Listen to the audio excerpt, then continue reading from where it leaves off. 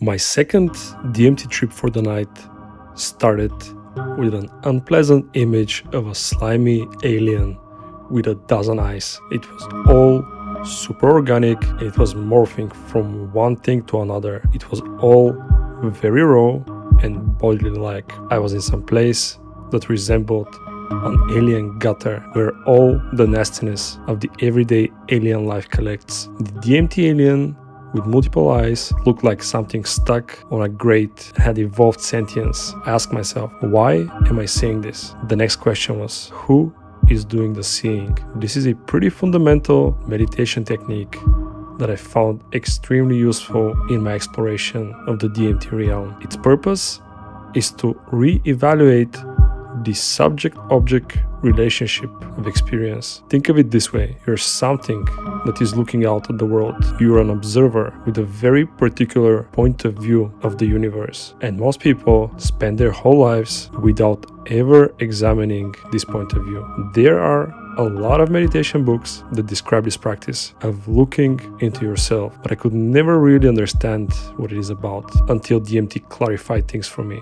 In the DMT realm, it is painfully clear that there is an observer and there is an object of the observation, just like in everyday life. But in the DMT world, the relationship between those two is not perfectly clear. If all that sounds way too abstract for you, that's okay. I've been able to really start relating to those meditation techniques only once I was really deep into the world of DMT. It is your internal point of observation that gets preserved once you take that hit of DMT. Everything else around you changes, but you simply remain yourself, and you somehow have to deal with this fact that you're still you, but the outside world is now something else, something alien and something that defies logical explanation. But there's something else as well. This feeling that your visual experience is being curated from somewhere. The DMT hit changes the show, just like you flip to the TV channels with a remote control. As I ask myself again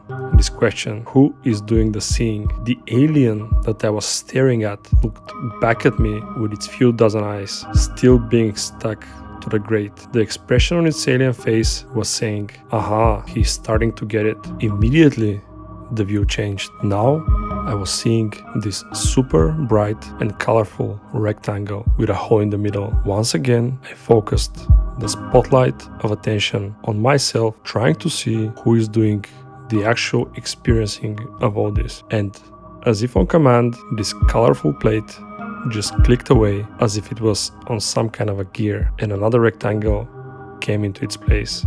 Same shape, just different color. I focused my attention again, and again it clicked away. I started to get really intrigued as I was really onto something. I was the one causing these objects made of light to move. These objects are made of thought, or our thoughts have these shapes. We experience the outer three-dimensional world as well defined shapes. It seems like thoughts have certain shapes as well.